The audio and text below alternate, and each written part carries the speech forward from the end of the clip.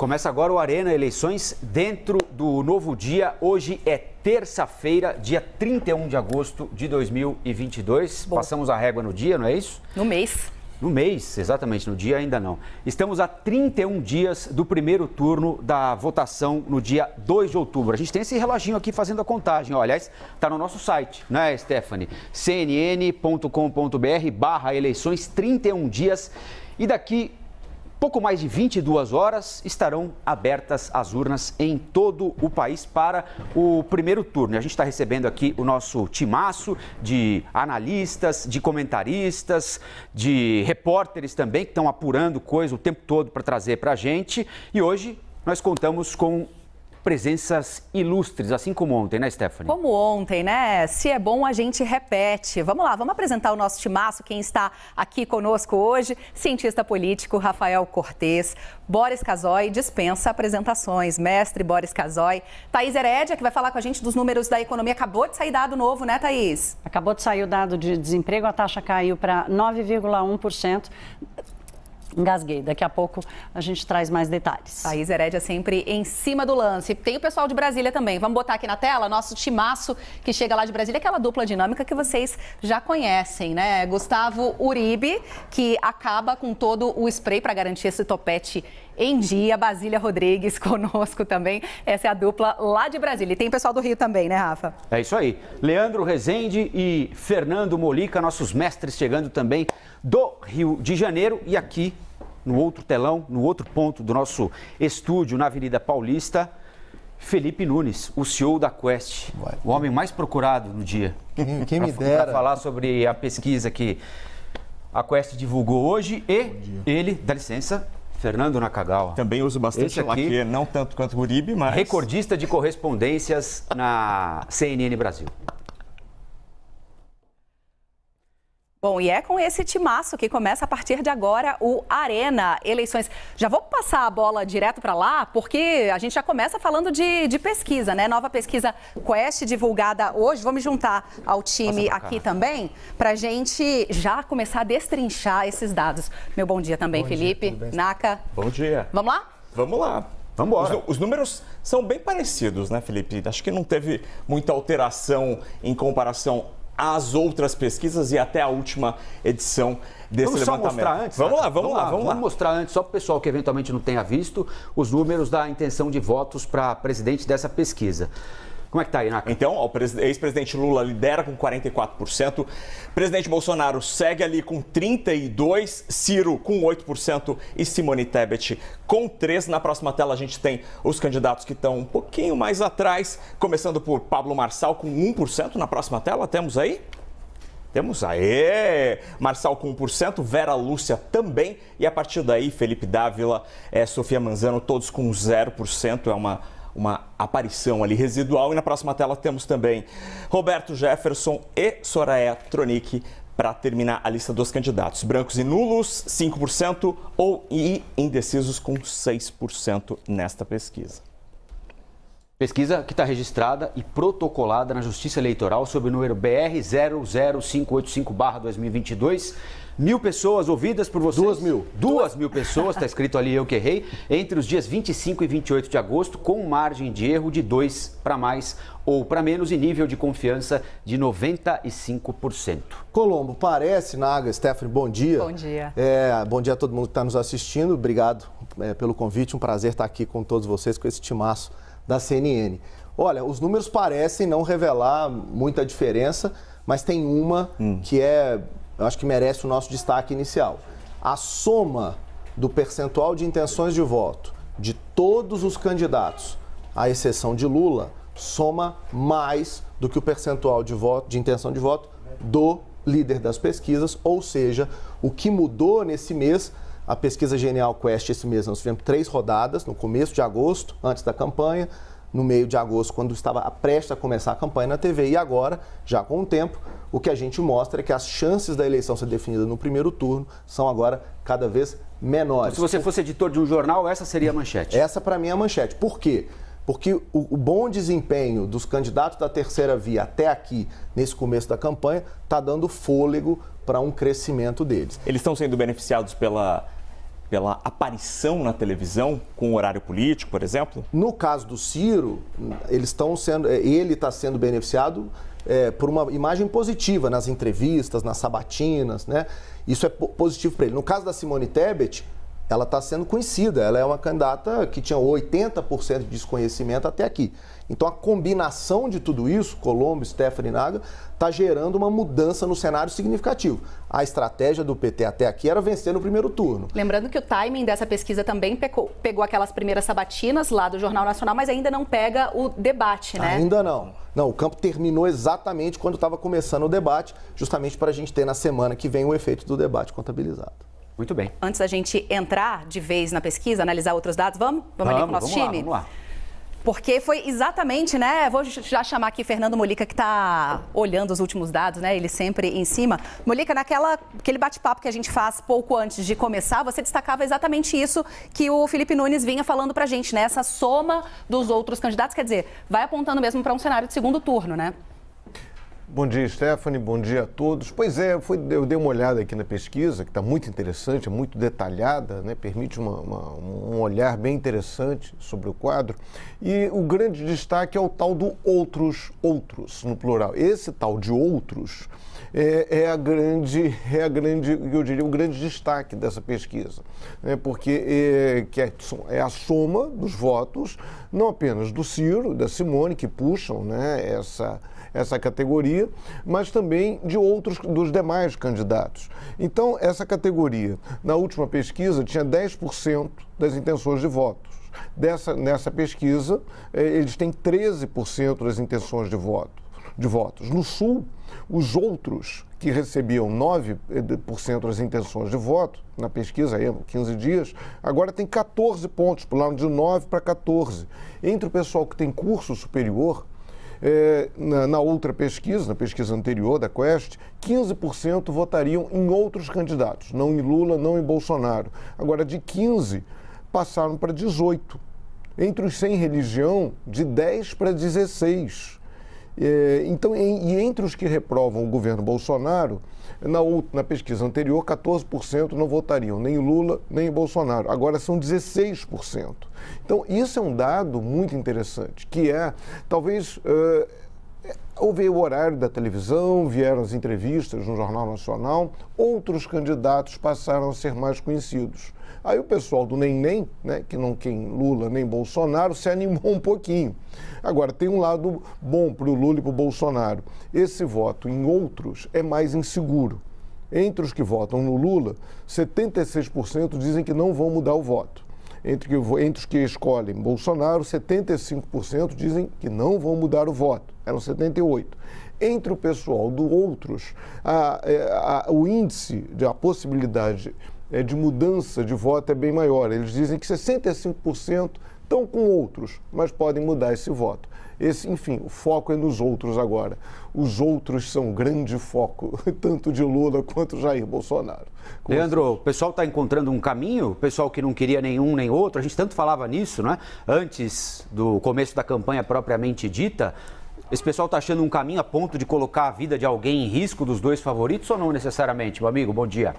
Bom dia, Colombo. Bom dia, Stephanie, para todo mundo com a gente aqui no Arena. Bom, pelo menos eles encontraram uma oportunidade de tentar um caminho, né? Se isso vai mudar o jogo da eleição, a história brasileira mostra que não é bem assim que a banda toca. Essa polarização já está muito consolidada na cabeça do eleitor entre Lula e Bolsonaro. Há um grau de confiança no voto nos dois líderes, né? A Quest está mostrando isso também, que está muito consolidado. Há um cenário de estabilidade, mas, de fato, as novidades da semana passada, começo da campanha na televisão, exposição em TV aberta, começo da propaganda na televisão e no rádio, e isso trouxe aí um respiro, sobretudo, como o Felipe Nunes disse, para o Ciro Gomes, e aí já vou trazer um pouco de repercussão sobre as pesquisas IPEC e Quest, mas aí dados diferentes. Primeiro, né, IPEC, conversando com pessoas do PDT ontem e hoje pela manhã já trocando mensagens, né, há uma avaliação de que tem um dado ali positivo. O Ciro conseguiu aumentar aumentar da pesquisa IPEC para essa recente, né, divulgada na segunda-feira, em 12 pontos percentuais o grau de certeza dos seus eleitores. Agora, olhando para a pesquisa Quest, o que é uma fonte do PDT me passou, é o seguinte, olha, já dá para a gente começar a perceber que do começo do mês de agosto para cá, e isso até o Felipe Nunes destacou já, a pesquisa Quest está mostrando um crescimento de 3 pontos percentuais do Ciro. É pouco? É suficiente para conseguir embolar o meio do campo ali da sucessão, né, da disputa entre Lula e Bolsonaro? Não dá para a gente dizer ainda que o Ciro vai conseguir chegar lá na frente, mas para um candidato que vinha numa estabilidade baixa, 5%, 6%, já é alguma coisa. Para a campanha do PDT, isso já é um efeito do rendimento dele no JN e no debate da Bandeirantes também, desse começo todo de exposição, mais exposição do Ciro. E aí perguntei até para o Carlos Lupe, que é o presidente do PDT, qual que vai ser o tom da campanha do Ciro daqui para frente. Vai tentar focar mais nos ataques ao Bolsonaro ou vai mirar para cima do Lula? A avaliação que ele me fez é a seguinte, ele tem que tirar votos dos dois para tentar se viabilizar de alguma maneira e existe uma preocupação no PDT do Ciro sair maior ou do mesmo tamanho, pelo menos, que saiu das eleições de 2018, que ele não saia com uma quantidade de votos menor nesse ano do que 4 anos atrás. E aí, o que o Lupe me passou em resumo foi o seguinte, ele tem que tirar esses votos, mas tirar esses votos na bola. O que ele quer dizer com tirar na bola? A postagem que o perfil do Ciro Gomes fez, falando que o Lula era uma pessoa que era fraco psicologicamente e fisicamente, isso pegou mal dentro do PDT, inclusive ele tirou essa imagem da sua rede social. Bom, Basília, Uribe, vocês são de casa, podem esperar um pouquinho mais. Vou passar a bola aqui para o pessoal que está presencialmente, tá? Aqui conosco. Thaís, Boris, Rafael Cortez aqui com a gente. Rafael, queria começar te ouvindo a respeito disso, né? Desse outros aparecendo no cenário com um crescimento maior na pontuação. E o que nos diz também, para aquele eleitor, né, mais básico assim, o que nos diz quando duas pesquisas trazem resultados tão semelhantes? Ontem tivemos IPEC, hoje Quest Genial, trazendo os dois primeiros colocados exatamente com a mesma pontuação, quer dizer, metodologias diferentes, resultados idênticos. Bom dia. Primeiro, bom dia, Stephanie, Rafael e todo o nosso time. Se a gente pegar a nossa primeira conversa, o primeiro indício, o primeiro indicativo, olha, vai ter segundo turno, ou tem uma chance importante de ter segundo turno. O que, do ponto de vista da candidatura Lula e Bolsonaro, coloca o seguinte desafio, né? Se eles confiam que, de fato, vai ser uma mudança, um crescimento, uma movimentação relevante desses outros, né? Mas não a ponto de colocá-los fora do segundo turno, como é que essas candidaturas vão tratar o eleitor que hoje escolhe Ciro ou escolhe Simone Tebet ou qualquer outro nome, né? A gente viu, por exemplo, no debate, o ex-presidente Lula já começar um flerte muito explícito, né, com esses dois nomes, por meio de elogios tanto a Simone quanto ao próprio Ciro Gomes. Então, em alguma medida, a gente já vai começar a assistir... Apesar de não ter recebido a troca, naturalmente, né? Porque não sou eu aqui, não vou cair nessa armadilha. Mas acho que esse é um ponto importante. Então, a gente deve continuar a ver uma eleição ainda mais radicalizada. Porque tanto Lula quanto Bolsonaro têm pouco incentivo para bater, entre aspas, nesses outros, justamente para pensar no eleitorado no segundo turno, porque em alguma medida eles vão começar a precisar atrair esse eleitor numa disputa que pode ir para segundo turno. Boris, como você recebeu aí esses primeiros dados da Quest, hein?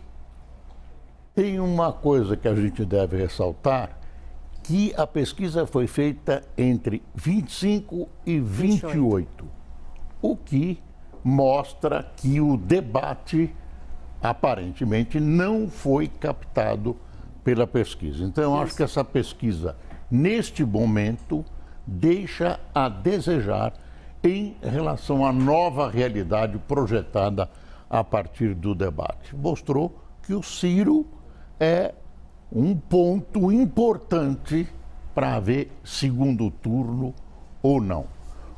O restante que a gente está discutindo, eu acho que é uma questão de respeito a eles. Mas eles estão absolutamente fora. Eu não vejo a possibilidade, pelos números, pelas tendências, de que algum deles possa florescer e tentar alguma coisa em relação aos dois protagonistas. E eu acho que a discussão neste momento é se vai haver segundo turno ou não. Eu não aposto, eu acho que estão postas ainda a questão está posta a questão da publicidade eleitoral, sim, cuja repercussão a gente ainda não tem inteiramente. Eu acho que a pesquisa que deve ser apresentada pela Folha, pelo Datafolha amanhã, vai revelar com mais proximidade com a realidade o que está acontecendo. Eu acho essa pesquisa que nós estamos analisando hoje ainda prematura. Amanhã, sim, já capta o debate e capta grande parte da propaganda eleitoral no rádio e TV. Rafael Colombo, Boris Casoy já está ansioso pelos próximos resultados, olha aí. Todos nós, né? Todos nós. Aliás, tem IPESP para sair, tem Datafolha para sair amanhã também. O Datafolha já capturando tudo o que aconteceu até agora, inclusive uma parte das nossas sabatinas feitas todos os dias às 8 da noite pelo William Vac. Basília e Uribe, quero aproveitar aqui o entrosamento de vocês. O mérito de um bom técnico de futebol, e é isso que eu estou procurando fazer, é botar os craques para jogarem juntos. Em que posição pouco importa. Então, vocês têm alguns minutos aí para se virarem sozinhos e juntos para falar sobre as impressões de vocês sobre as pesquisas, conversando, trocando ideias. Bom dia de novo para vocês dois. Tudo bem, Colombo, Stephanie, mais uma vez. Bom dia a todo mundo que está aí com a gente nessa grande arena. Eu vou falar pouco para deixar um pouquinho também para o Uribe e a gente vai batendo aqui essa dobradinha.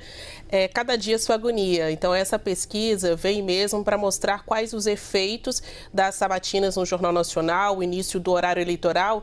Eu até avalio que também pode conseguir aferir aí os efeitos daquela operação contra empresários que foi identificada com o eleitorado bolsonarista, quando o Supremo Tribunal Federal vai recolher os celulares de empresários que estariam falando de golpe em um grupo de WhatsApp. Nessa pesquisa dá para perceber que nada muda quanto à intenção de votos, mas o foco, olhando para a rejeição, mostra que teve uma mexida, pelo menos para Ciro Gomes. Então pode já ser um efeito do rendimento dele na entrevista no Jornal Nacional na semana passada, em que ele conseguiu reduzir a rejeição do eleitorado a ele de 52% para 48% dos votos. Isso vai bem na linha do que eu e o Uribe falamos ontem, quanto às estratégias agora dos principais candidatos, né, em focar na rejeição, no que dá para falar de pior sobre o outro. Então, o tempo das propostas, esse que a gente sempre apela como o mais importante, pode não ser o privilegiado pelas campanhas agora nesta reta final de um mês para a eleição de fato. É aberto o tempo da narrativa, em que um vai falando mal do outro para minar as chances dele se tornar perceptivo junto ao eleitorado. Então aqui a gente vê que a rejeição a Ciro caiu e isso deve acender alertas nas outras campanhas, porque isso aqui lá na frente pode mexer com um ou outro ponto percentual para os principais colocados, Lula e Bolsonaro. Noto também que o ex-presidente Luiz Inácio Lula da Silva se recuperou no sul do país, foi de 33% para 37%, e ali, dentre as regiões, era onde Bolsonaro surfava melhor do que Lula, na região sul. No caso, Lula está mostrando aqui que está conseguindo se recuperar ponto a ponto. E um outro destaque, mas a gente poderá falar ao longo aí do nosso Arena, que me chamou mais atenção, é o hábito de se informar pelas redes sociais, que deu um salto de um levantamento para o outro, a ponto de chegar ali e fazer sombra no hábito televisão. Então, esta é uma boa notícia para a campanha bolsonarista, porque os eleitores que se informam pelas redes sociais votam mais em Bolsonaro do que em Lula e nos outros candidatos. Então, neste caso aqui, levando em consideração a Quest, que bom que a gente está com o Felipe Nunes aí, vai poder perguntar para ele diretamente, a gente observa que os eleitores estão se informando cada vez mais pelas redes sociais, faltando muito pouco para as eleições, ainda que TV seja o veículo predominante, as redes tiveram um avanço. Uribe? Vamos lá, vamos aqui. Pelé, Garrincha, Marta e Formiga, duplinha dinâmica. Eu vou puxar pelo ponto do sul do país, porque as pesquisas internas do PL, do presidente Jair Bolsonaro, já apontavam uma recuperação de Lula. É por isso que o presidente Jair Bolsonaro praticamente vai virar cidadão gaúcho essa semana. Estará no Paraná, mas logo depois vai para o Rio Grande do Sul e fica até o próximo sábado. A questão é que, apesar da pesquisa mostrar uma tendência maior da disputa ser decidida no segundo turno, amargou um pouco a bebida do presidente, o tererê do presidente, em relação a alguns indícios apontados. Primeiro, a oscilação da rejeição do presidente vinha sendo negativa desde junho. A gente vê a primeira pesquisa Genial Quest da série histórica que aponta uma oscilação positiva desde junho, ou seja, aumentou a rejeição ao presidente. E há também uma queda da popularidade do presidente junto àquele eleitorado mais jovem, que chega de 16 até mais ou menos 34 anos. É um ponto que mostra que o presidente Jair Bolsonaro precisa falar mais com os jovens. E isso a campanha à reeleição tem se preparado mais. E aí há dois pontos que jogam uma água fria no Palácio do Planalto. Um deles, a estratégia central do presidente, que é sobre a corrupção, é ainda o quarto problema apontado pelos brasileiros como principal do país. Economia, pandemia, a questão social está bem à frente. Então é uma questão para se saber se vai colar mesmo o discurso do presidente Jair Bolsonaro contra Luiz Inácio Lula da Silva da corrupção e mais Auxílio Brasil. A gente estava falando ontem da questão da segunda parcela dos R$600 paga em setembro.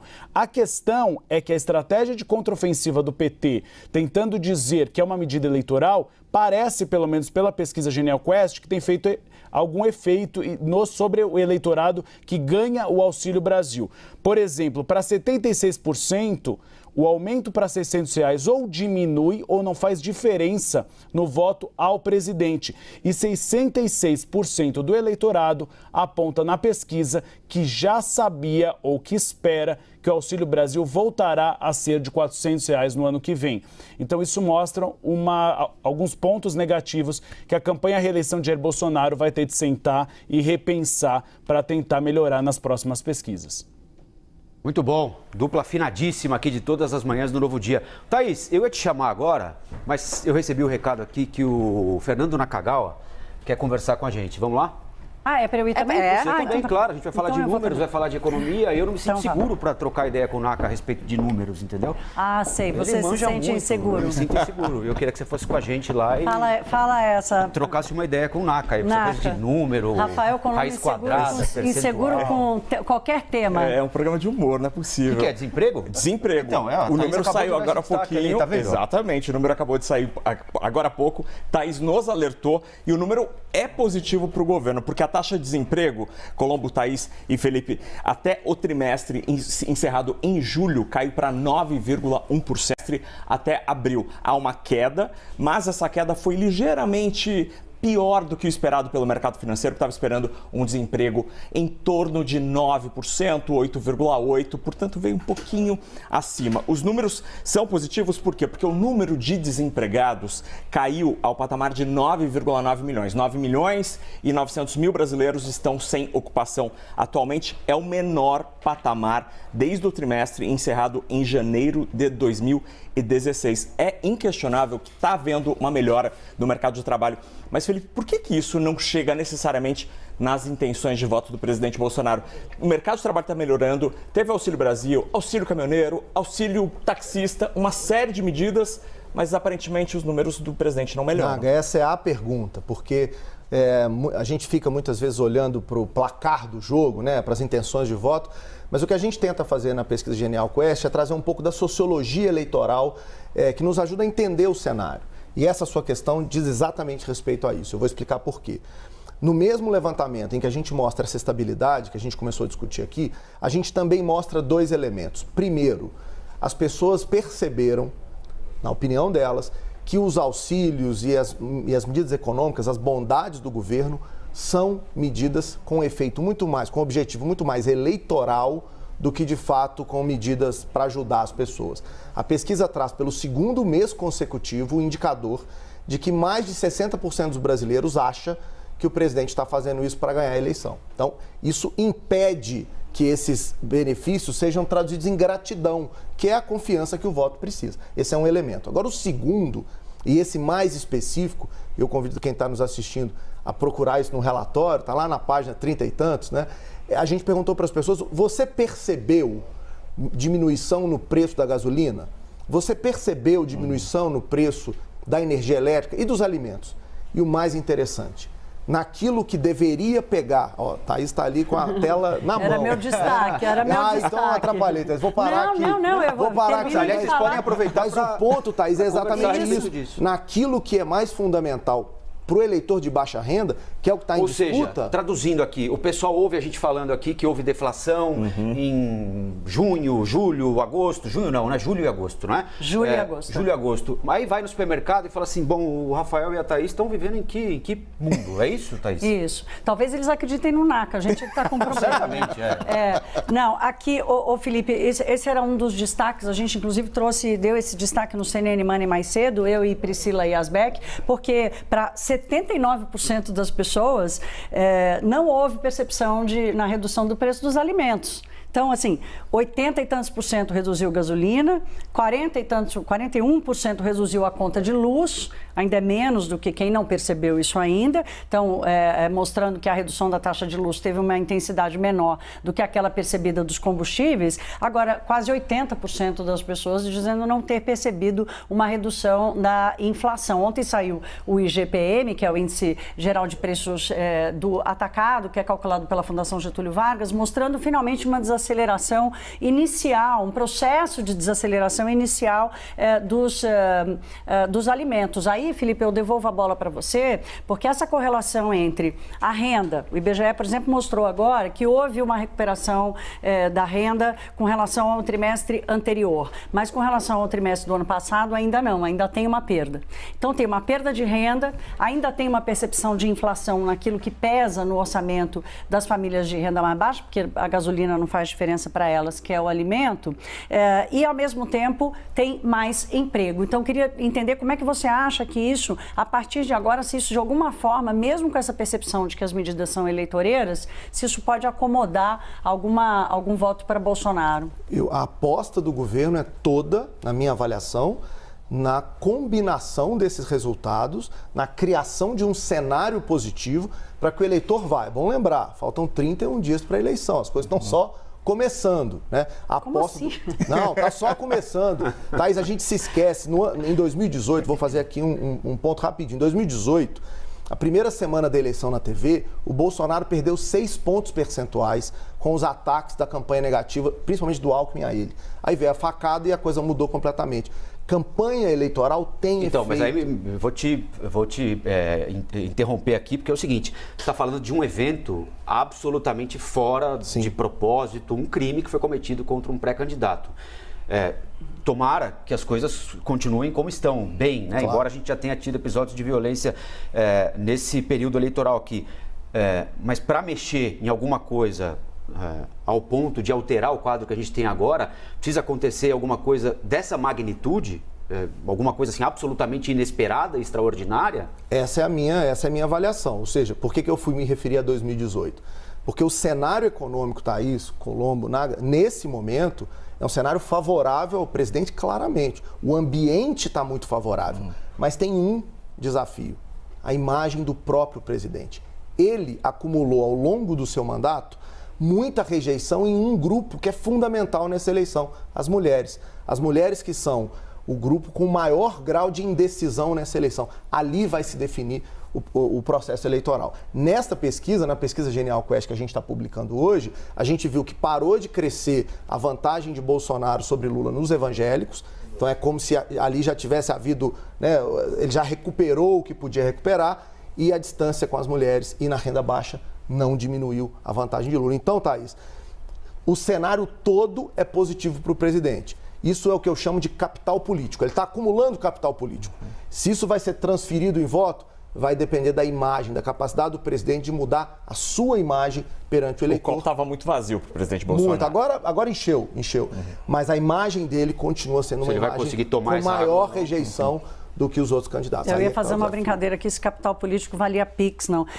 Mas ao que tudo indica, não. E tem um ponto importante dessa pesquisa de desemprego, que é mais um dado que acaba com a síndrome dos 2 dígitos, né? A inflação estava em 2 dígitos, o desemprego estava em 2 dígitos, a quantidade de pessoas desempregadas em 2 dígitos. Agora, por enquanto, em 2 dígitos, a taxa de juros. Essa vai continuar alta mais tempo. E eu acho que esse também, de repente, pode ser algum freio na medida em que as pessoas tomam crédito. Dando uma travadinha na economia, né? A Stephanie Alves ocupou seu lugar enquanto você vem para cá.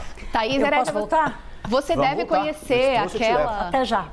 Aquela frasezinha que diz assim, ó, saiu no vento, perdeu o assento.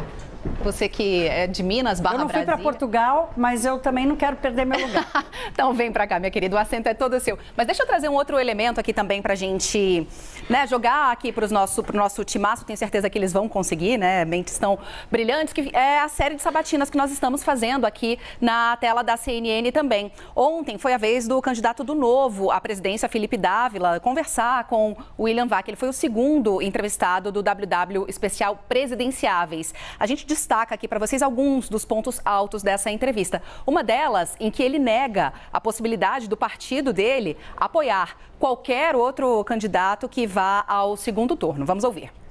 Não, de jeito nenhum. Não tem a menor chance do meu partido apoiar nenhuma candidatura. Por uma razão muito simples. Nós somos um partido baseado em valores e princípios. Valores e princípios da defesa do Estado de Direito Democrático, das liberdades individuais, da economia de mercado. E nenhum desses candidatos vão defender esses valores. Nós vamos para a trincheira da luta da democracia. Bom, falando em segundo turno, vou jogar a bola aqui de novo para o Rafael Cortez. É possível, Rafael Cortez, o Novo não apoiar nenhum outro candidato, nenhuma candidatura que vá para segundo turno? Faz sentido essa afirmação do Felipe Dávila ou é daquelas que a gente vai exibir aqui dizendo, olha... Não, acho que faz todo sentido, né?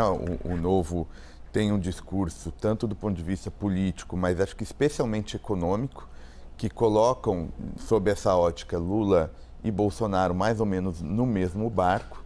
Né? E acho que então a tendência de fato é essa. A gente olha o comportamento político não só do Luiz Felipe, mas de todos os outros candidatos do Novo ao redor do país, é sempre muito forte a oposição, seja Lula, seja Bolsonaro. Então, de fato, mesmo olhando regionalmente, não faz sentido um apoio mais explícito. O que acho que é importante é a gente pensar em que medida essa fala do Novo é uma fala específica ou, eventualmente, os outros candidatos que não forem a esse provável segundo turno, como é que eles vão se posicionar. Então, acho que vale uma reflexão tanto para Ciro quanto para Simone Tebet. Porque, ao fim e ao cabo, se ninguém se posicionar, fazer essa escolha na polarização, tem uma tendência disso facilitar a vida do Lula, que deve chegar ao final do primeiro turno em primeiro lugar, e aí os candidatos não vão, digamos, ajudar o eleitor a se definir. O eleitor vai ter que se definir de forma mais espontânea se repetir essa neutralidade entre aqueles que não forem para o segundo turno.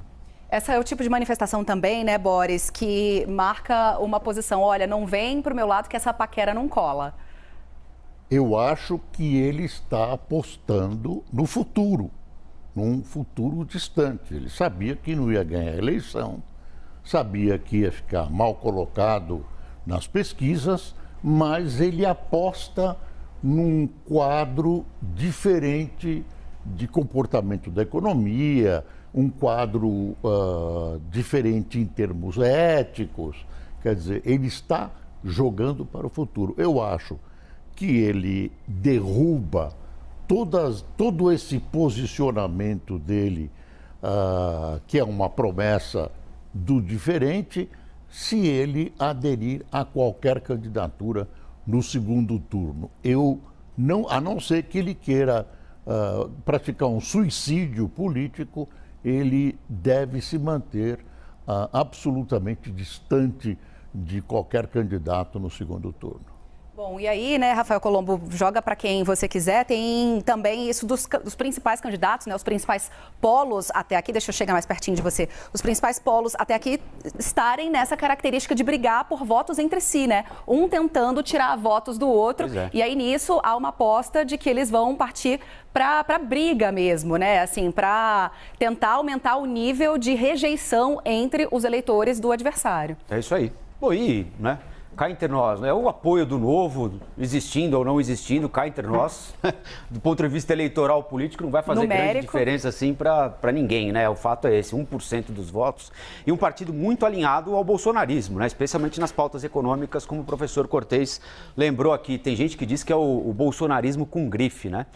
Deixa eu conversar com a Basília e com o Uribe, porque eu quero saber de vocês se vocês conseguiram apurar alguma coisa, capturar alguma impressão sobre um dado levantado pelo Felipe ali, que é o seguinte: por que é que a avaliação do governo está melhorando em região, em gênero, em idade, em faixa salarial, e o presidente não capitaliza isso? Parece uma coisa descolada, o governo e o presidente. Vocês têm alguma coisa a respeito disso?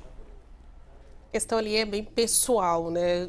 Os eleitores conseguem ter uma boa relação, uma boa avaliação sobre o governo. A gente vê que é a melhor avaliação do governo de 1 ano e meio para cá, mas quando a pergunta é sobre Jair Bolsonaro, não sobre o governo Bolsonaro, a mesma percepção não se traduz em votos. Então, a presença, né, a influência do presidente Jair Bolsonaro é negativa para ele mesmo na hora de aquisição de votos, né, de considerações mais positivas junto ao eleitorado. O eleitorado está vendo que o governo pagou auxílios, tanto para caminhoneiros, taxistas, o próprio reajuste no Auxílio Brasil, mas isso não significa voto. Pelo menos não até aqui, faltando um mês para estas eleições. Mas só para continuar nesse papo aí sobre Minas Gerais, de fato o Novo, ele não faz muita diferença para a base aliada de nenhum governo, porque é uma bancada muito pequena, né? É um partido novo,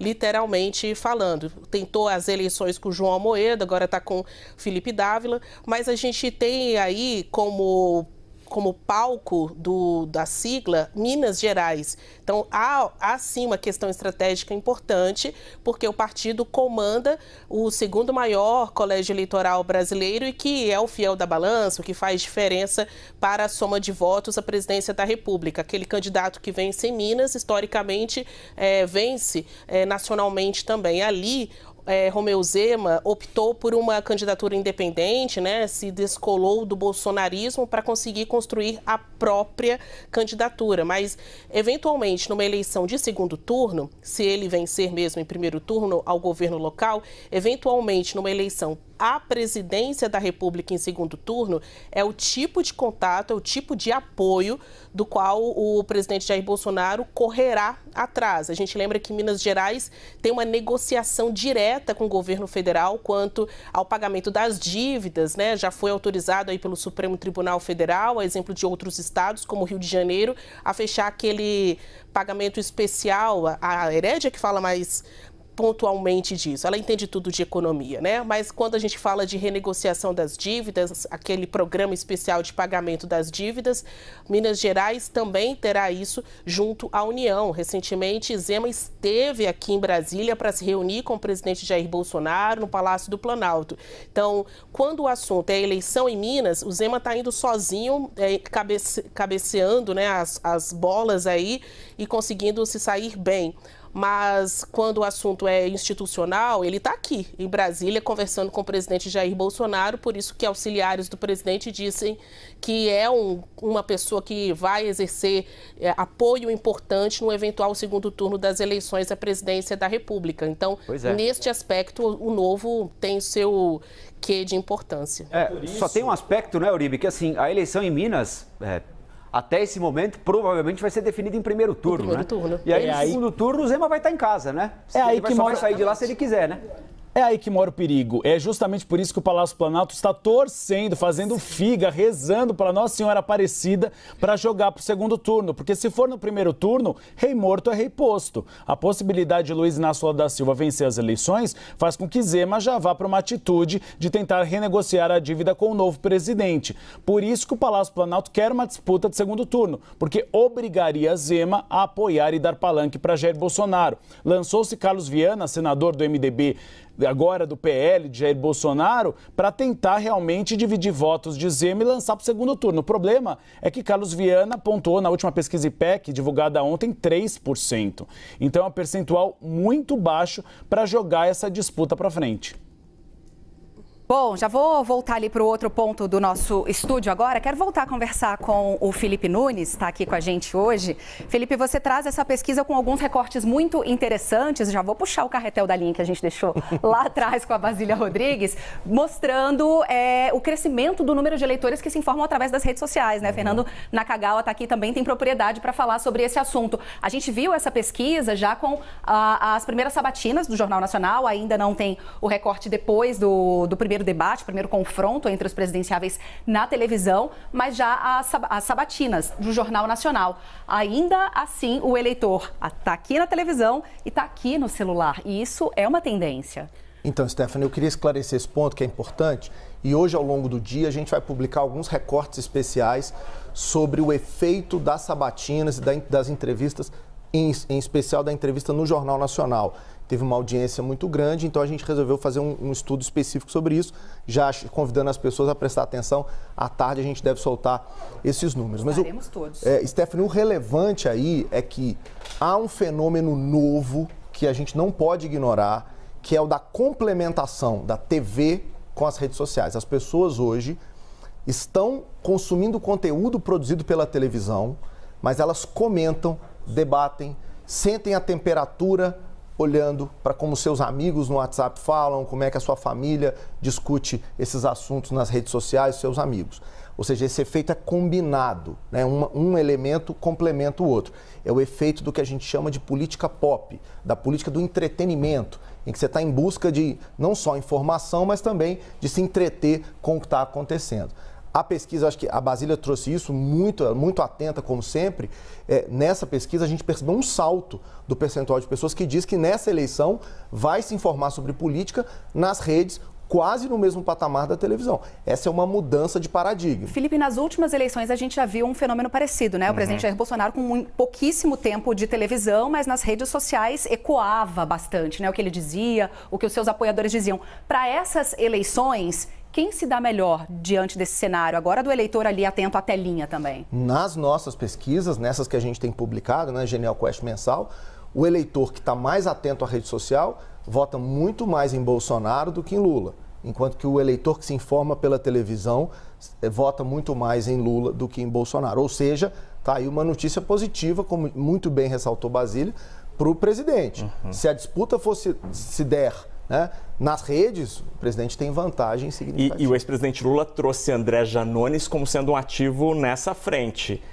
Pode alterar esse jogo de um dos efeitos que a gente mediu nessa pesquisa foi exatamente o percentual de gente que conhece, que sabe, que se informou sobre a ideia de que o auxílio vai acabar em dezembro. Todo mundo acompanhou, a CNN deu muito bem esse assunto em primeira mão. A live do ex-presidente com o Janones falando do assunto. A pesquisa mostra que o assunto, essa ideia de que o eleitor... as pessoas não estavam informadas de que o auxílio ia acabar em dezembro, e o Janones teve papel fundamental em trazer essa informação, essa polêmica e misturar ali o meio de campo. Eu acho que isso foi fundamental. Perfeito, análise. Jogo para você aí, Rafa. Aliás, eu queria só pegar esse gancho do Felipe, que está falando sobre o Auxílio Brasil, e trazer aqui para o Leandro e para o Molica. Há esse argumento, né? O deputado André Janones, desde que desistiu da candidatura, tem sido muito frequente nas redes sociais, lembrando que o auxílio de 600, segundo o governo Bolsonaro, termina agora em dezembro. O presidente Jair Bolsonaro disse que vai continuar, mas hoje chegou o orçamento ao Congresso com R$400. Que efeito vocês acham que isso pode ter nesse aspecto lembrado aí pelo Felipe, essa insegurança das pessoas? Olha, ele está falando 600, mas até agora só garantiram 400, Leandro? Olha, Colombo, a gente tem o presidente Jair Bolsonaro agora se esforçando para dizer que dá para conversar com o Congresso e ajeitar para colocar R$600 a partir do ano que vem. Mas é um efeito que a gente percebe, o presidente Jair Bolsonaro tem batido muito nessa tecla de que não vai acabar com o auxílio de R$600 e é um efeito, acho que como o Naka colocou, da entrada do Janones. E até tem um dado que dá para uma dimensão disso, né? Tem um dado da pesquisa Quest de hoje, porque foi perguntado sobre a responsabilidade do aumento de R$400 para R$600. E quando a gente olha para a pesquisa anterior, de 15 dias atrás, o presidente Jair Bolsonaro era apontado ali por 57% dos entrevistados como responsável por esse aumento. A pesquisa de hoje mostra que esse número caiu para 51% e há um crescimento do número de pessoas que apontam o Congresso Nacional como responsável por aumentar o auxílio para R$600. Sai de 9% para 16%. Me parece que pode ser um efeito da entrada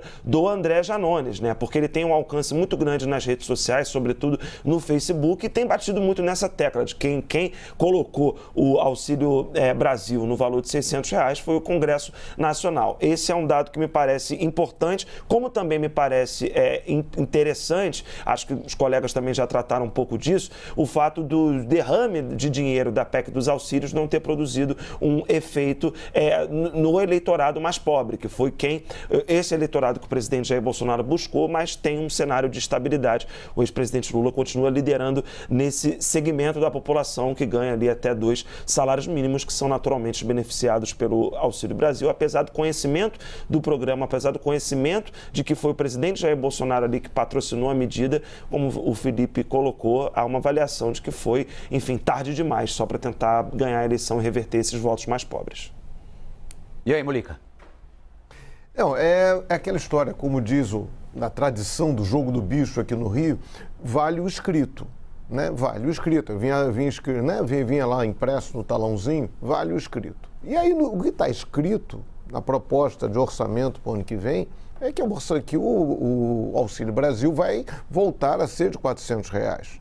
Aí o presidente Bolsonaro tenta dar uma rebolada, diz que não, que ele vai usar o dinheiro da venda das estatais, mas em tese o dinheiro de venda das estatais não pode ser usado para pagamento de despesas correntes, né? Aquelas despesas que se prolongam ao longo do tempo. Então ele não deu ainda uma explicação, já que ele vai manter em 600, porque o seu governo mandou para o Congresso uma proposta de 400. Isso cria uma confusão ali na cabeça das pessoas, né? E outro ponto interessante é que a pesquisa também perguntou que com o aumento do Auxílio Brasil, se isso fez aumentar ou diminuir as chances de votar em Bolsonaro. E a maioria botou que diminuiu, né? 35% disseram que o aumento do Auxílio Brasil fez com que essas pessoas diminuísse a chance dessas pessoas votar em Jair Bolsonaro. E só 22% disseram que o aumento fez com que suas chances aumentassem. Agora, um ponto que eu queria ressaltar muito, eu já tinha falado isso ontem, mas a Quest reforça isso. A Quest já vinha apontando que Lula ganhava nesse segmento de 2 a 5 salários mínimos. Bem, a classe média, né? Foca muito ali na classe média brasileira. Já a pesquisa do IPEC diz que o Lula virou. Estava perdendo nessa faixa e ganhou. Ontem eu conversei com a presidente do PT, a Gleisi Hoffmann, e ela comemorou muito esse dado dessa virada do PT, segundo o IPEC, nas pessoas entre 2 a 5 salários mínimos, e hoje deve estar mais feliz ainda com a ampliação da vantagem do Lula nessa faixa de 2 a 5. Porque na eleição passada, em 2018, essa classe média foi fundamental para a vitória do Bolsonaro.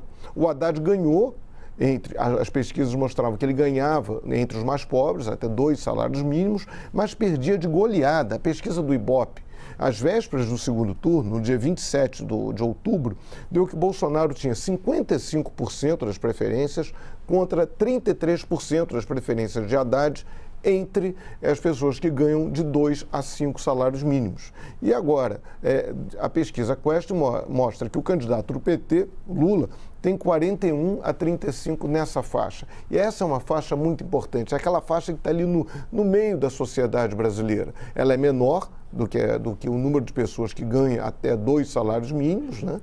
Mas ela é muito relevante. Então, esse dado, essa média da classe média de 2 a 5 é algo que foi muito comemorado pelo PT, eu falei com a Gleisi Hoffmann, repito, e é algo que aponta por uma estabilidade do PT. Essa classe que conversa com os dois lados. Essa classe média que conversa com os mais ricos e muitas vezes recebe uma influência dos mais ricos, mas também conversa muito com os mais pobres. É um fator de estabilidade visto pela campanha do PT. Com vocês. Agora, aqui no Arena, a gente tem informação, tem opinião, tem análise, contextualização e tem muito bastidor também. Eu sei que o Uribe tem bastidor a respeito do auxílio emergencial, do envio do orçamento prevendo R$ 400 para o ano que vem pelo governo Bolsonaro. O que é que você tem para a gente, Uribe? Olha, tá saindo até fumacinha no Ministério da Economia, porque estão quebrando a cabeça para tentar fazer algum tipo de sinalização de que o governo federal não desistiu do Auxílio Brasil de R$ 600. Agora a questão é estar no papel, estar na lei orçamentária anual, que será enviada hoje, ou apenas no discurso. Foi marcada, então, uma entrevista coletiva com técnicos do Ministério da Economia para tarde, durante o envio da LOA. E aí a questão é, se no texto da LOA mantém os 400, que essa é a tendência, porque o impacto para 600 seria de mais ou menos 60 bilhões. E Esteves Colnago, que é o secretário do Tesouro Nacional, já disse, não há espaço orçamentário neste momento. Mas os técnicos do Ministério da Economia agora tentam sinalizar no próprio texto da LOA que, caso haja espaço orçamentário, receitas extras, aumento de arrecadação, como disse o Molica, as desestatizações ou até mesmo a possibilidade de vinculá-la a uma reforma tributária, que há uma predisposição do governo federal de conseguir chegar a R$ 600. Então, a grande ideia agora, neste momento, é tentar combinar com os russos, ou seja, tentar dar uma sinalização para a população, já que o governo federal tem perdido a queda de braço de convencer a população mais carente de que o benefício será de R$ 600, de que a promessa não foi rompida. Mesmo que você mantenha os R$ 400 previstos na LOA, o texto pode indicar no seu início que há uma predisposição. Se não tiver no texto, pelo menos na entrevista à imprensa destes secretários do Ministério da Economia. A questão é que o PT já está preparado para dizer que uma coisa é o discurso, outra coisa é o texto da LOA. E a tendência é que o texto da LOA mantenha os R$ 400. Uma preocupação entre os analistas do mercado também, e é interessante porque há uma trégua do mercado que já entendeu que durante esse período eleitoral não vai aparecer nenhum projeto detalhado de como o governo que vencer, o presidente que vencer a eleição, vai pagar, porque para Lula o desafio é o mesmo. A diferença é que o presidente Bolsonaro, no cargo de presidente, tem que seguir a lei. O teto de gastos está furado, está bambo, está enfraquecido, mas ele continua valendo. A lei de responsabilidade fiscal, que impede a criação de uma despesa se não tiver uma receita garantida, também está valendo. Então, a tentativa de colocar uma mensagem ali quase que lateral ao documento é um pouco para desviar essa institucionalidade que não pode ser quebrada de um ano para outro. Aliás, é vantagem para o presidente que concorre à reeleição usar a máquina a seu favor e é desvantagem ter que promover a aprovação de um orçamento de um ano que ele pode ou não estar na cadeira no ano seguinte da reeleição. O que está claro, ontem, por exemplo, um dos secretários do Paulo Guedes, na entrevista que davam e explicavam o resultado de agosto, disse que o Tesouro Nacional, o governo pensa em criar uma nova meta, que vai respeitar o teto de gastos, mas se a dívida cair, gasta um pouco mais. Quer dizer, há pílulas de ideias, mas não há detalhes e nem ainda o arcabouço legal mesmo. Como é que vai se dar isso? Onde é que tem que mexer na Constituição? Você vai mexer na lei de responsabilidade fiscal, mas em que ponto dela? Qual é a flexibilidade? E, no final das contas, qual é a âncora, né? Porque senão o navio desgarra. E aí, Boris? Senti? Eu acho muito difícil politicamente não ser mantida a promessa, tanto pelo Lula como pelo Bolsonaro. O Bolsonaro tem uma vantagem. Acho que foi você que colocou ontem. Ele já está pagando. Então, a promessa dele está, de alguma maneira, promessa. O efeito de que ele paga se estende, se ele for eleito, a continuidade disso. Ele ganha credibilidade. Eu acho que vai ser feito um arranjo. Qualquer arranjo, eu acho que o Congresso vai colaborar, ninguém no Congresso vai votar contra essa possibilidade dos R$600. Eu acho que, feliz ou infelizmente para o país, os R$600 serão mantidos. Agora, hoje, as colunas de alguns jornais, eu acho que a Mônica Bergamo, na Folha, traz uma novidade. Eu acho que é um balão de ensaio, que o ex-governador de São Paulo, Geraldo Alckmin, poderá ser o ministro da Economia se Lula for eleito. É um anestesista. Sim. É um anestesista, uma boa situação profissional que ele tem, uma boa promessa de um anestesista no Ministério da Economia. Agora a nossa economia esteja precisando de vitamina, né? E não de anestesia agora, né? Boris, daqui a pouquinho a gente volta para falar mais com o professor Rafael Cortez também, porque a Stephanie está chamando lá no outro canto da nossa arena aqui. Boris Casoy arrancando sorrisos aqui do nosso time com essa análise pontual. Uma coisa interessante, Stephanie, é que no mercado financeiro, muita gente de fato está trabalhando com essa hipótese de, em caso de vitória do ex-presidente Lula, o ministro da Economia, ou ministro da Fazenda, como era no governo do PT, já foi, né? Seria um político. Há muita gente que está com este cenário, essa possibilidade. Bom, Nakagawa trazendo aí também a visão do mercado. A gente vem falando da pesquisa Quest, que foi divulgada hoje, né? Trouxemos aí para você o cenário em primeiro turno, mas, Felipe, me corrija se estiver errada, vai apontando uma tendência maior para segundo turno agora, né? Então a gente traz também os cenários. Vamos trazer antes os dados da pesquisa para segundo turno. Olha só, aqui na tela pra gente, o ex-presidente Lula, do PT, tem 51% das intenções de voto em segundo turno. O presidente Jair Bolsonaro aparece com 37%.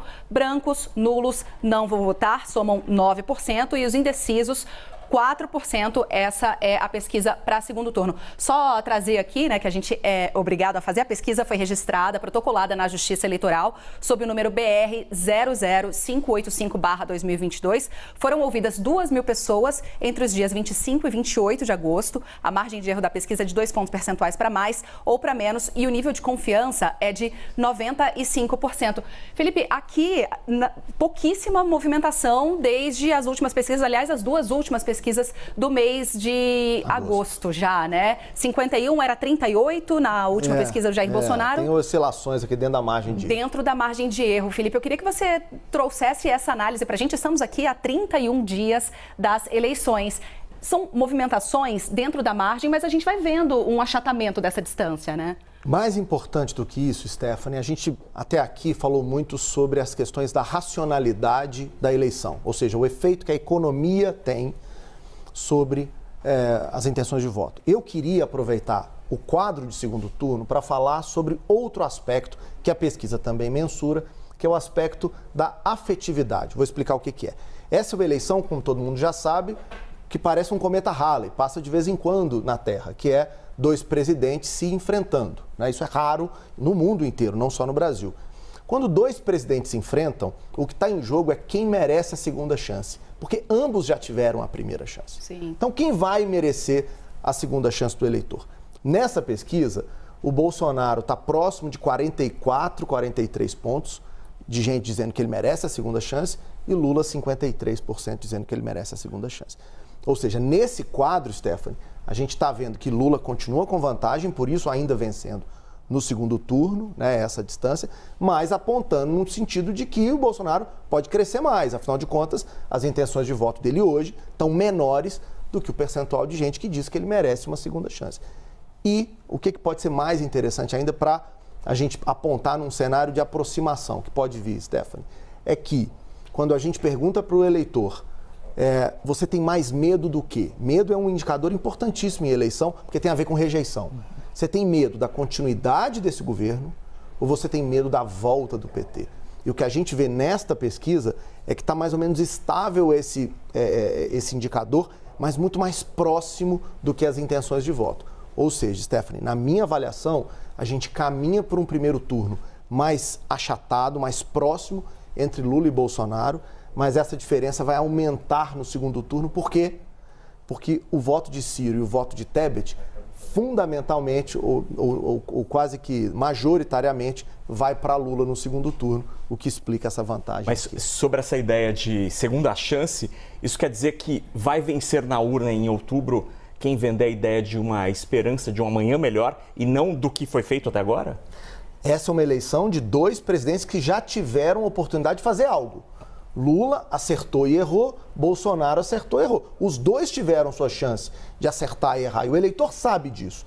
Então, na urna, na minha avaliação, tanto quanto a questão econômica, tanto quanto esses indicadores que a gente discutiu, vai pesar aquilo que para o eleitor é quem vai, de fato, ser capaz de resolver o meu principal problema, que hoje é a economia, para quem eu vou dar essa segunda chance. Isso é um indicador que a gente tem que acompanhar daqui até o final dessa eleição. No fundo, se resume a isso, né? Quem comunica melhor com o coração do eleitor.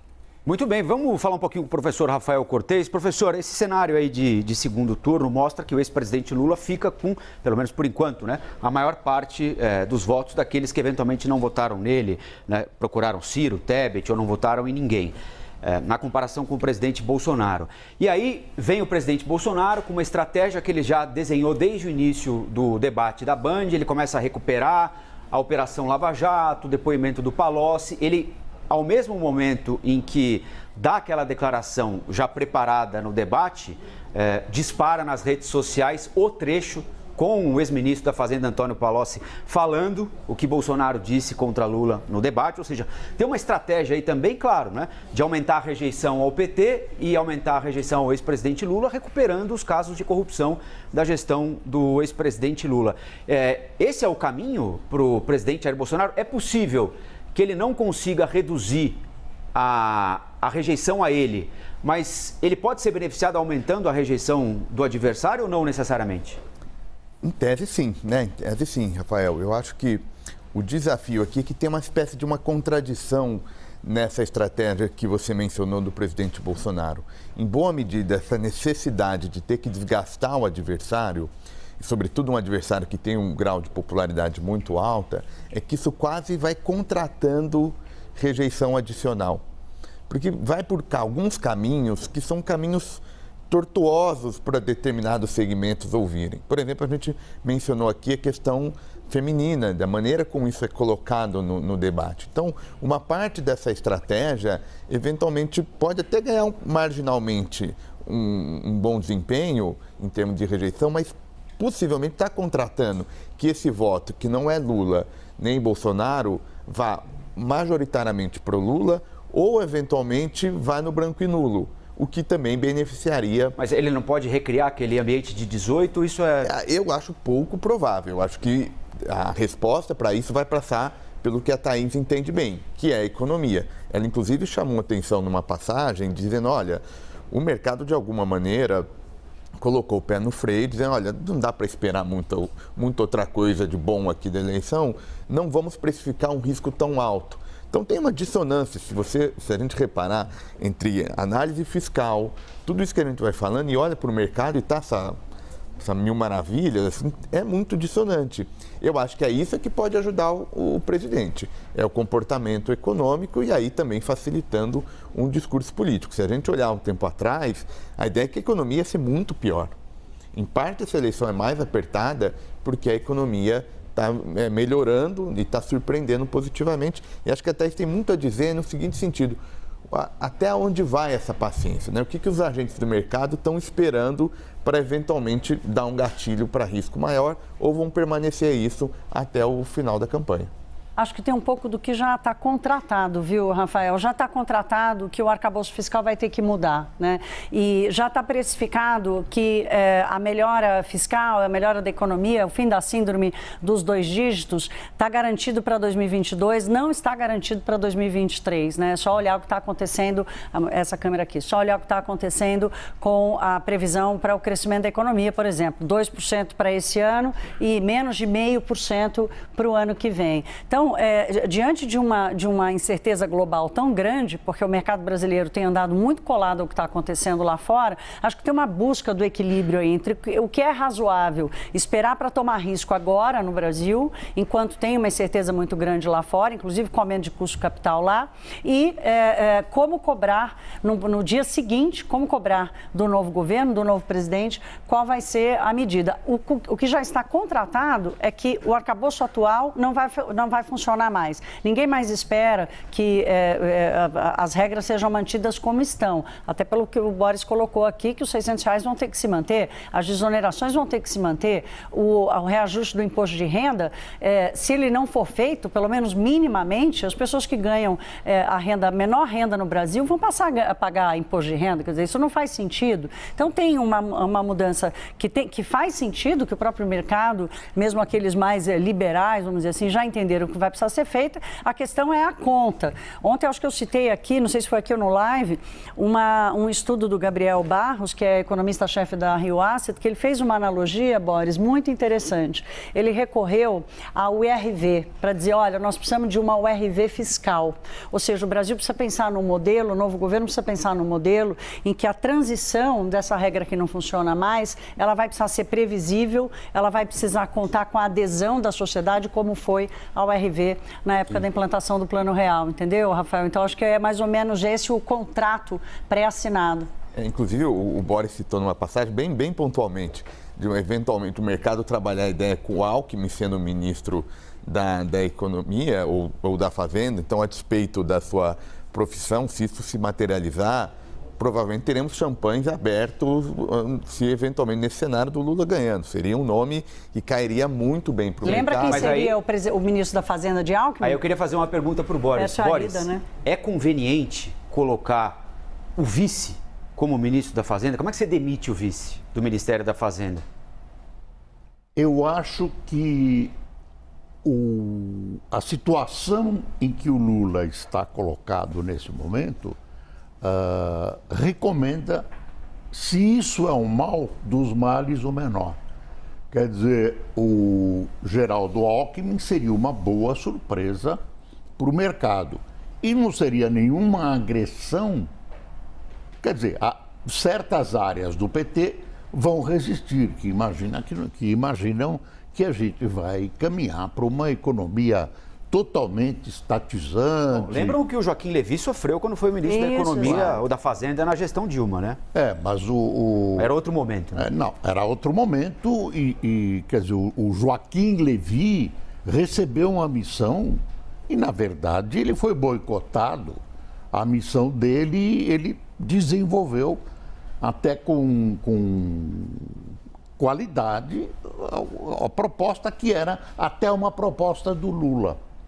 Eu não vejo o Lula, eu vejo o Lula calminho, se ele for eleito. Eu não vejo nenhuma atitude agressiva. Agora eu pergunto, a gente está falando de mercado, será que a população que vai votar é sensível a tudo isso? É sensível ao supermercado. Não ao mercado. Exatamente. Né? Quer dizer, tá, não há que a população, não, vamos ver o orçamento do ano que vem. A LOAS. Está colocado no orçamento, não está colocado. Não, o professor falou em R$600, o Bolsonaro falou. Como? O Lula falou também. Quer dizer, tem um gap aí, uma distância muito grande entre o que nós estamos falando e analisando e a cabeça da maioria dos eleitores. O que o eleitor olha? Cadê o meu? Cadê o meu na economia? Eu vou poder continuar abastecendo o meu carrinho enfim, para onde vai minha conta de luz? É mais simples. E é uma questão psicossocial. Que carro pega? Que a população vai querer naquele instante? Depois tem uma teoria que eu gosto, que são as ondas sucessivas que se criam, né? O que pega, que carro pega e as ondas sucessivas que acabam consagrando o voto. É a teoria da pedra no lago, não é isso? Você joga pedra e ela vai formando ondas. Isso.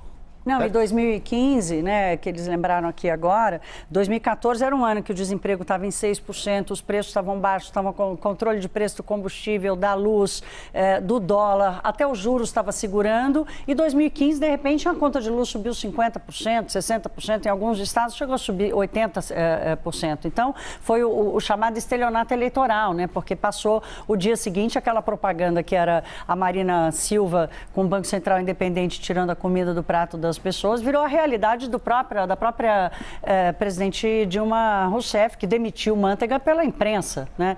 E chega Joaquim Levy, um outsider completo. Então, acho que o Boris toca no ponto essencial, e eu costumo dizer, viu, Boris, Banco Central bom, Ministério da Fazenda bom, é aquele que ninguém nem sabe onde fica, nem quem é o nome de quem está lá. Pois é. E aí, Stephanie? E aí? Bom, vou passar a régua aqui nessas discussões sobre segundo turno. Uribe quer falar? Não, antes de eu passar a régua, pediu a vez, falou, hein, Uribe? Só uma observação, eles estão falando de Geraldo Alckmin. Geraldo Alckmin provavelmente vai ter algum cargo ministerial, provavelmente o Ministério da Agricultura. Me disseram, uma fonte petista me disse há alguns dias que gato escaldado tem medo de água fria. Deixou-se um vice decorativo que acabou aí articulando o impeachment. Então que Lula não vai cometer o mesmo erro e vai dar alguma função para Geraldo Alckmin. Não no Ministério da Economia, mas pelo menos no Ministério da Agricultura. Cabeça vazia é a oficina do diabo, já dizia minha avó, né? Não deixe o vice desocupado, né, Uribe? Sempre trazendo bastidor aqui quentinho pra gente. Vou trazer mais um trecho do que disse ontem o candidato do Novo à presidência da República, Felipe Dávila. Ele foi o segundo a participar do WW Especial Presidenciáveis e analisou, também falou, né, mais um a falar sobre essa relação aí do Poder Executivo com o Judiciário. Ele criticou aquelas decisões monocráticas, que são as decisões solitárias, né, de apenas um ministro quando não passa pelo colegiado, e prometeu, inclusive, acabar com as sessões da TV Justiça, que são transmitidas, mostrando aí as decisões desses ministros. Vamos ver. Temos de reformar o judiciário. Todo mundo acha que o judiciário é intocável. Primeira reforma, acabar com medidas monocráticas do Supremo. Isso é um absurdo. O Supremo, em qualquer corte do mundo, é um órgão colegiado. É a manifestação de um colegiado. Não é o voluntarismo de uma pessoa. Aliás, as reformas políticas no Brasil têm que acabar com o voluntarismo do presidente do Congresso, do presidente da República e do Supremo. Isso é um absurdo total. Você tem que falar nos autos. Nos autos que o juiz se manifesta. Não é dando entrevista, não é em decisões monocráticas. Então, primeira coisa. Segunda coisa... Proibiria a TV Justiça? Eu acho um absurdo. Eu acho um absurdo total. Bom, Molica, Leandro, gostaria de ouvi-los também sobre esse trechinho aí da entrevista que a gente destacou. Lembrando que Simone Tebet já tinha participado na segunda-feira da sabatina com William Vac e também, né, mais uma vez, muito incômoda essa relação entre os três poderes. Quando fala de orçamento, fica na mão do legislativo. Quando fala naquelas decisões importantes também, as coisas acabam sendo judicializadas demais. Isso é uma preocupação para os pré-candidatos mesmo? Gostaria de ouvi-los, vocês vão na ordem que vocês quiserem. Fiquem à vontade.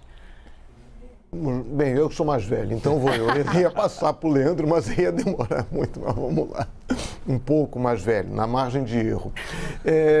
O que a Simone Tebet falou foi interessante, essa ideia de estabelecer um mandato para ministros do Supremo Tribunal Federal, né? Ela frisou muito esse ponto, e esse ponto também que o Felipe Dávila citou. O Supremo, em tese, ele deveria ser uma corte constitucional. E ele acaba fazendo, como foi o caso do Mensalão, né, julgamentos, fazendo um processo, cuidando e para todo o resto da análise de questões constitucionais. Então, quando você trata de um julgamento que tem réus com direito à prerrogativa de foro, e a prerrogativa de foro joga para o Supremo Tribunal Federal, você praticamente paralisa os trabalhos do Supremo para julgar um caso, que não é especialidade, não é a cancha, né? Não é o campo de jogo ideal para aqueles ministros. Imagina, jogar... o julgamento criminal é meio jogo de várzea, né? Aquele negócio ali de canelada, aí os caras vêm com aquela capa toda, até atrapalha o desempenho em campo. Mas é uma boa discussão. Essa proposta aí do Felipe Dávila de não transmitir as sessões, isso muita gente critica, que fala que isso gera vaidade entre ministros, gera ali uma lógica meio de pavão ali para os ministros do Supremo, só que ela tem a ver com a ideia da publicidade da justiça. Os processos são públicos, com a óbvia exceção daqueles que correm em sigilo, né? É acaciano isso, mas são públicos. E a televisão é o momento de você que a justiça presta contas à população. Mas, enfim, é boa essa discussão. Né? E como você citou, Stephanie, discutir a questão dos poderes. Tem essa história do orçamento secreto, que é fundamental no momento em que o Congresso Nacional acaba usurpando funções que são do Poder Executivo, que são do presidente da República e de seus ministros. Então, hoje, boa parte do orçamento está na mão do Congresso Nacional. Lula está se batendo muito contra isso. O problema vai ser tirar da mão do Congresso Nacional o que ele já tem, como o Uribe lembrou outro dia, né? Os caras se acostumaram a comer filé mignon, não vão querer comer carne de frango. E, bem, a população do jeito que está, adoraria estar comendo carne de frango de qualquer jeito. Ô Molica, eu tô conversando aqui contigo, o pessoal deve ter me visto rindo aqui na câmera que a gente está, é porque eu tô vendo um bate-papo ali entre o Uribe e a Basília. Vou perguntar para os dois já se tem algo que eles queiram dividir com a classe. Mas antes, seguindo a regra, vai você, Leandro. Andem na linha aí, meus colegas de Brasília. Stephanie está aqui, botando a gente, último, né? botando a gente na linha. Aqui. Mas, para além das sugestões do Felipe Dávila, né, que o Molica fez uma avaliação para a gente, acho que tem um ponto que me parece maior, no que Simone Tebet disse para o VAC também, no que a gente viu, a própria Simone Tebet abrindo o debate ali da Band, falando sobre a relação entre os poderes, toda hora se volta o tema do orçamento secreto. Me parece que uma das questões desse ano, das eleições desse ano, é ver como os candidatos, e aí inclui até o presidente Jair Bolsonaro, né, que é o incumbente, está buscando a reeleição, mas é uma sugestão de um outro pacto de relação entre os poderes, porque do jeito que está, é difícil de ficar numa situação pior, né? Vários candidatos têm apontado essa interferência de um poder no outro. Ciro já falou isso, Lula já falou isso, Bolsonaro não preciso nem dizer, né? Ele diz muitas vezes que é impedido de governar por conta de decisões do Supremo Tribunal Federal. Não é normal uma democracia ter um presidente que ataque tanto a Suprema Corte e a Corte Eleitoral, como o caso do presidente Jair Bolsonaro. A gente tem visto isso nos últimos 4 anos, sobretudo a partir de 2020, quando o presidente tenta nomear um diretor-geral da Polícia Federal, Alexandre Ramagem, Alexandre de Moraes, impede, o Supremo referenda, e daí a gente vê essa escalada de tensão que ainda não podemos dizer que saímos dela. Então, me parece, o Felipe Dávila colocou isso para o VAC também, mas olhando para esse conjunto de manifestações que a gente vai observar na campanha e, sobretudo, a partir de 2023, seja lá quem for eleito, mais uma tentativa de se criar um outro pacto de relação entre o Executivo com o Congresso nas moldes do orçamento secreto. É evidente que o Congresso vai fazer força para que tudo se mantenha como está e que o Congresso aumente ainda mais a sua influência, seu poder sobre a vida federal, né, sobre a vida do país. E com relação ao STF, Judiciário, é de fato uma tentativa ali de vários candidatos já falaram na necessidade de você colocar cada um no seu quadrado, né, para que a gente não tenha tanta tensão institucional como a gente tem visto nos últimos anos.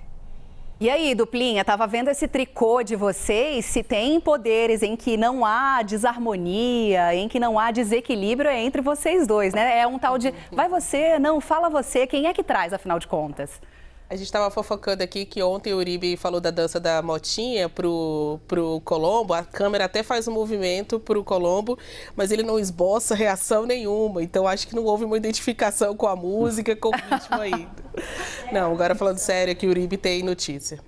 Não, a gente estava falando do papel das primeiras damas, que nós comentamos ontem, que elas devem ter agora, nesses próximos dias, papéis importantes, e a estreia na televisão. Rosângela da Silva, a Janja, mulher de Lula, já apareceu num frame na primeira propaganda de Luiz Inácio Lula da Silva durante o casamento com ele.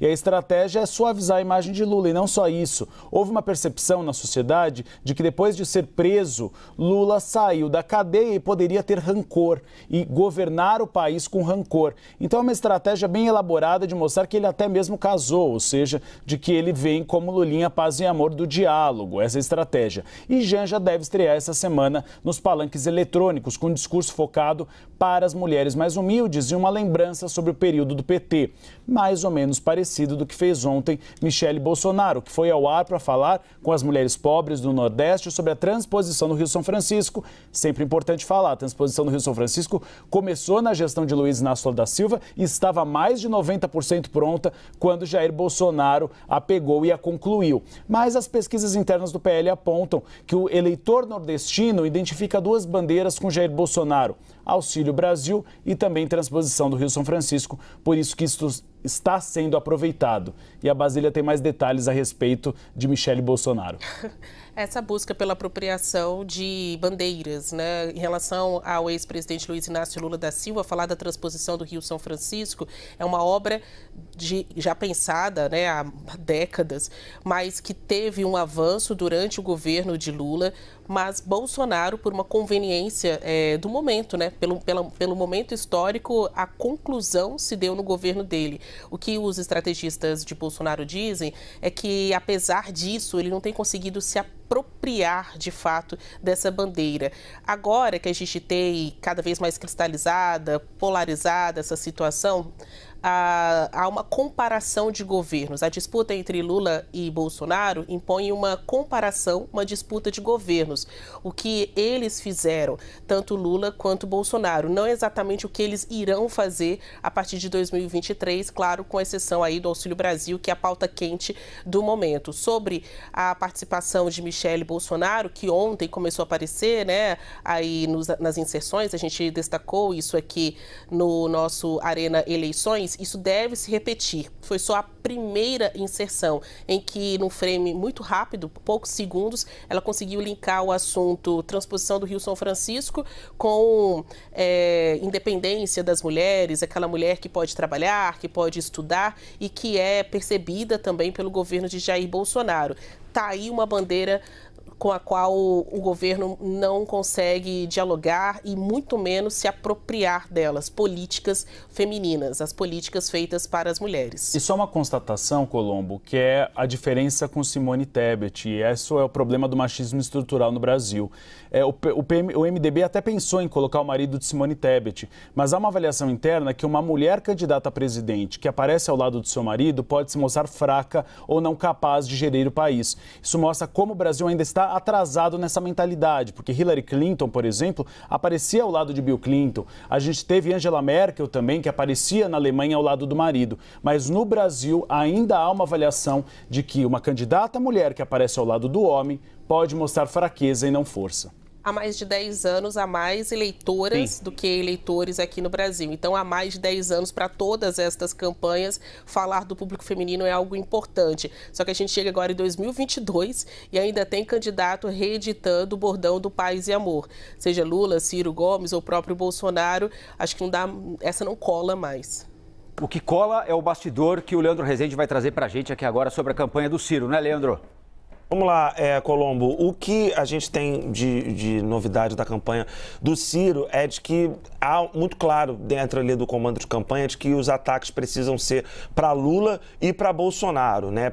O Ciro precisa ficar se alternando disso, porque para poder crescer nas intenções de voto, ele precisa tirar votos dos dois que estão à frente dele. Mas há uma avaliação de que o Ciro, pessoalmente, errou no tom ao colocar uma imagem do ex-presidente Lula no debate da Bandeirantes, uma imagem ali sugerindo que o Lula não teria capacidades físicas para enfrentar o presidente Jair Bolsonaro. Essa imagem foi postada logo depois do debate da Bandeirantes, foi retirada do ar. Eu conversei com gente do PDT sobre isso. A avaliação interna não foi boa. Carlos Lupe, presidente da Legenda, me disse que a procura por esses votos que sejam de Lula e Bolsonaro, tentar reverter esses votos, que é uma tarefa difícil, mas os dados mostram que tem um eleitor ali que não está, é um número bastante reduzido, mas é um eleitor que está dizendo que vota no Lula ou no Bolsonaro, mas não é tão certo desse voto. Então, a busca por esse eleitor, Colombo, ela precisa ser na bola, foi o que me explicou o Carlos Lupe, ou seja, evitar esse tipo de ataque colocado pelo Ciro na sua rede social, inclusive retirou do ar por conta disso. Nada disso é à toa, porque como Felipe Nunes mais cedo trouxe aqui pra gente, a maior parte dos eleitores do Ciro, num segundo turno, estarão com o ex-presidente Lula. PDT já esteve no governo. Carlos Lupe já foi ministro dos governos do PT. Então, por mais que a relação entre o PDT, Lupe, Ciro e Lula esteja muito estremecida, num eventual segundo turno, num eventual terceiro mandato, muito provável que todo mundo continue caminhando junto. Vai, Molica, 45 segundos. Não, rápido, é só um detalhe. Primeiro, quando a gente fala em crescimento, eu até toquei nesse ponto aqui dos outros, tem uma questão nessa eleição que é muito fundamental. Lula e Bolsonaro são políticos que despertam muitas paixões. Então é muito improvável Então você tem núcleos muito duros, tanto de lulistas quanto de bolsonaristas. Esses núcleos têm algo, claro, de racional, mas muito emocional. É muito improvável que algum outro candidato, mesmo que o Ciro cresça, mesmo que a Simone dispare, é muito difícil que eles abalem esse núcleo mais duro de Lula ou Bolsonaro e tire um do segundo turno. Essa é uma aposta, é muito provável que haja um segundo turno, mas muito improvável que esse segundo turno não seja entre Lula e Bolsonaro. 45 segundos, só faltou o meu nome a Enéas para ganhar uma vaga no Partido Nanico e concorrer em 2026, já com o voto o meu. Minha gente, vamos ficando por aqui. Mais uma vez, obrigado a todos. Amanhã estaremos de volta, um novo dia, 6h30 da manhã, o Arena a partir das 9h, com todo o nosso timaço de analistas, comentaristas e repórteres com informação, análise, pesquisa, agenda dos candidatos e muito bastidor também. A partir de agora, Live CNN com Daniel Adjuto e Marcela Hall. Muito obrigada pela sua companhia, agradecendo aqui também ao nosso timaço. A gente volta a se ver amanhã. CNN, você por dentro de tudo. Tchau, tchau. Até amanhã.